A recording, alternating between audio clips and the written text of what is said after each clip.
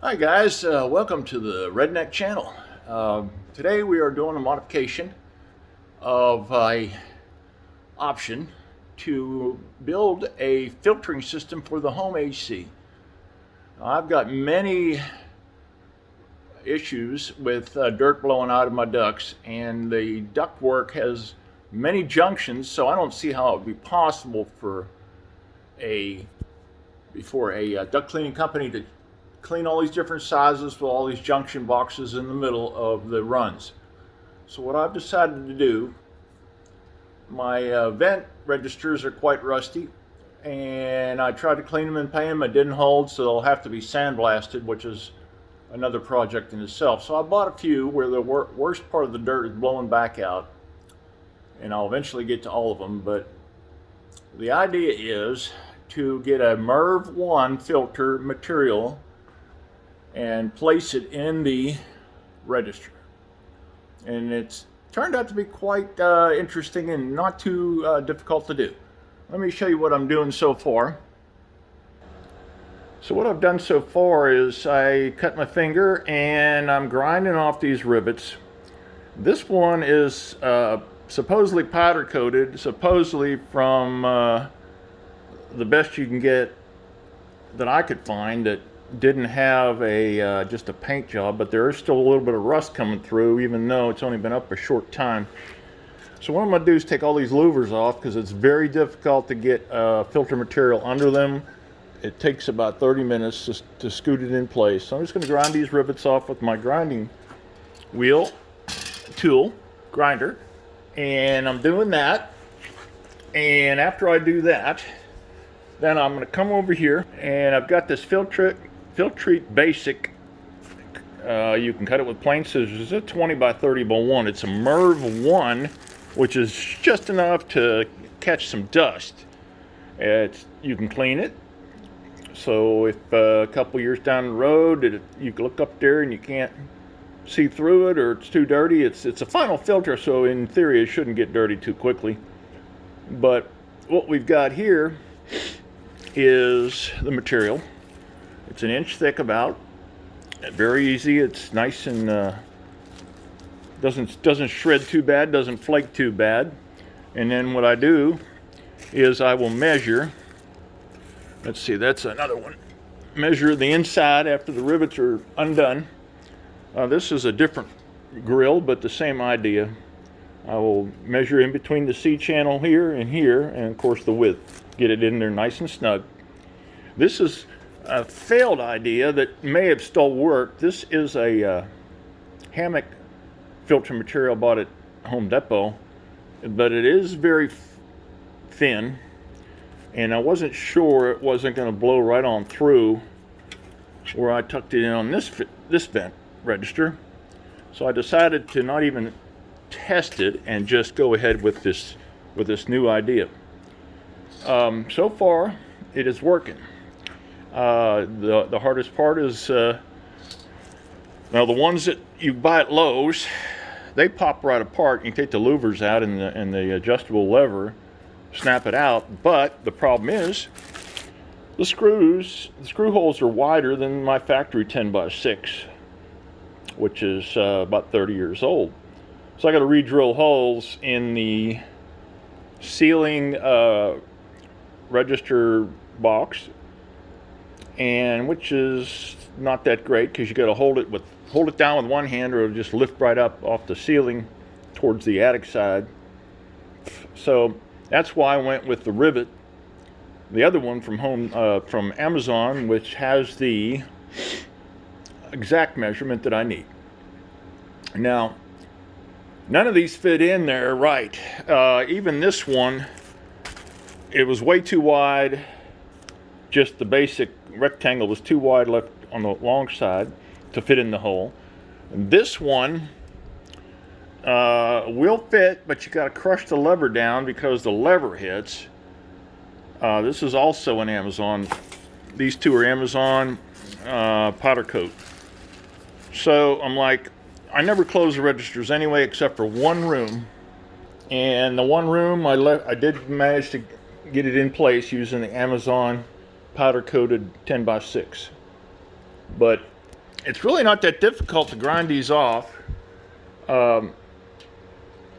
Takes just a few seconds. I've already done one side and a couple on the other, and 3 on the other, and I've got 2 more to go with my grinder.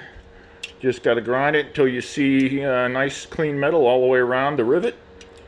And once you see nice clean metal all the way around the rivet, it should pull right apart. So let's continue to do that and get my hand out of the lens and see what happens.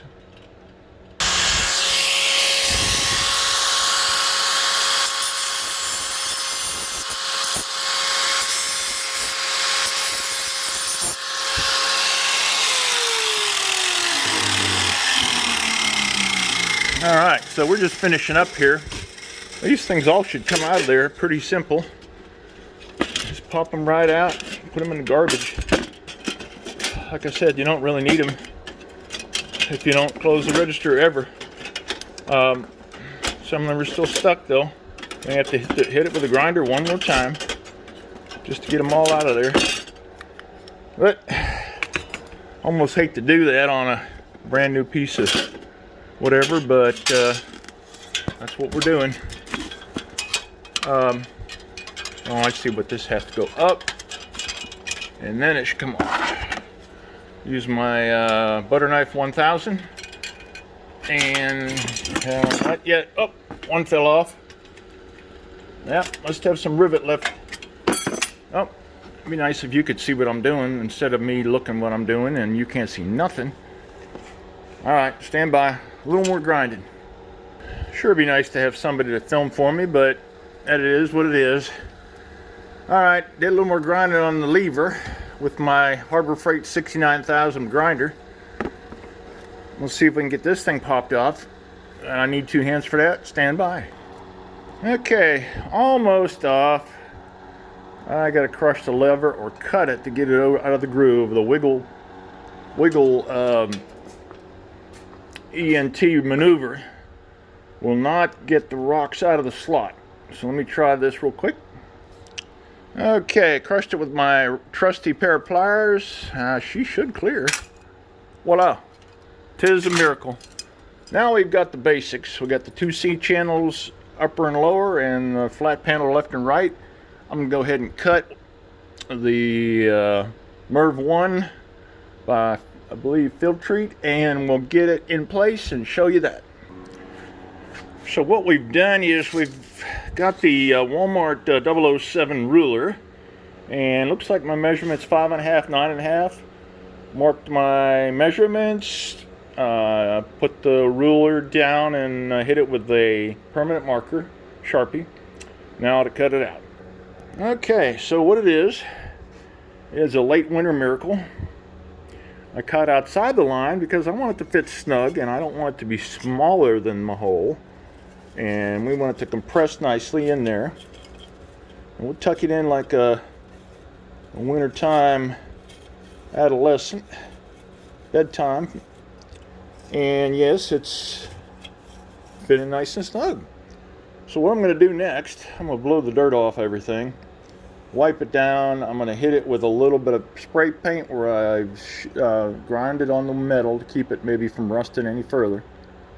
Let that dry. I may use a heat gun, or I may not even have to, but from the other side you can see the blue, and you can also see quite a bit of light through there from the light bulbs in the garage here. So it is a MERV 1. I put it on a different register last night, and I didn't see any significant airflow change, which is what we want, because these newer units move quite a bit of air, and you don't want to restrict it any further. And that brings up another idea. This one is another option, but I don't think it breathes as much air. It's got 3 longs and 6 shorties. This one's got 12 mid-size. I don't know, it just looks bigger to me. Plus my register's up against the wall on the ceiling, so yeah, I guess either one would work. And I may end up using that other one.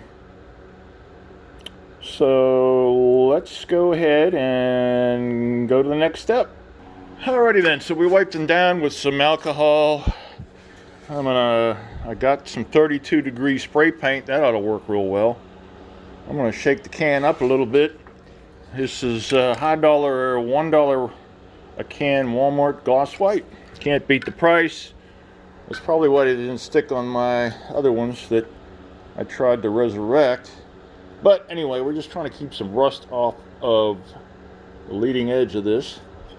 I'll probably mask off some of this so I don't get it everywhere, because I don't really want it on anything it doesn't belong on. Okay, decided to cut a piece of cardboard from the packaging for one of these units. Fits nice and cozy. I won't get any overspray on anything that I might want to look at later, which would be my louver, my other cutout louvers. I'm just going to hit those edges, left and right, left and right. Some white paint. Okay, put the first coat on. Of course, it's too cold. Metal's too cold, paint's too cold, everything's too cold. I'm gonna have to get my Harbor Freight 1000 Fahrenheit heat gun and heat some metal up. Let's see if I can get it to stick. Now here we are with the Harbor Freight adjustable bower. Really like this gun.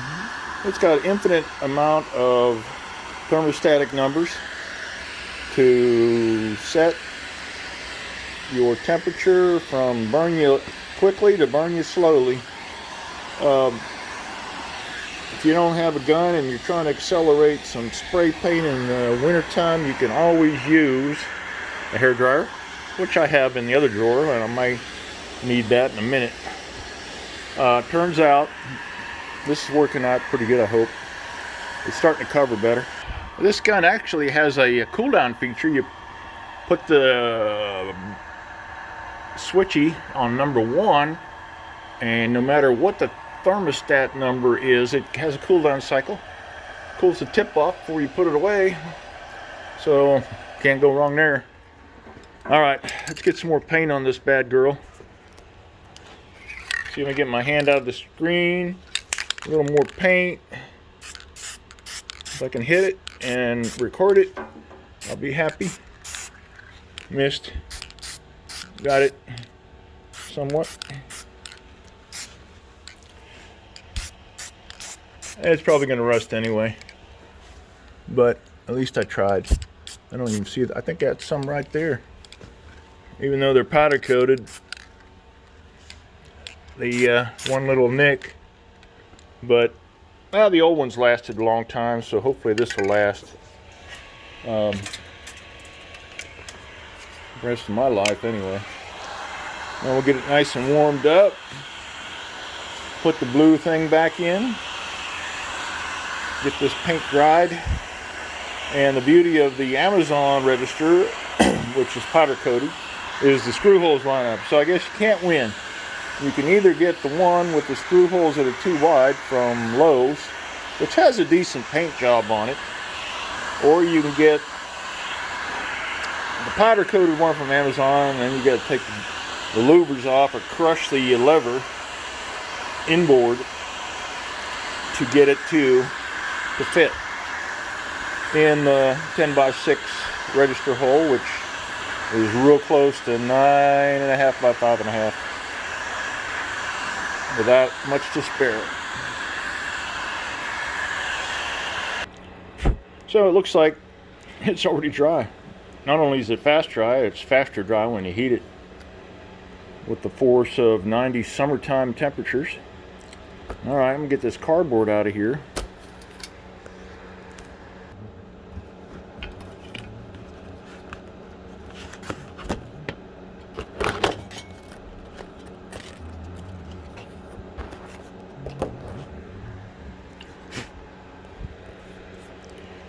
Yeah, I got some blue stuff on this. I'm going to take it outside and blow it off the compressed air.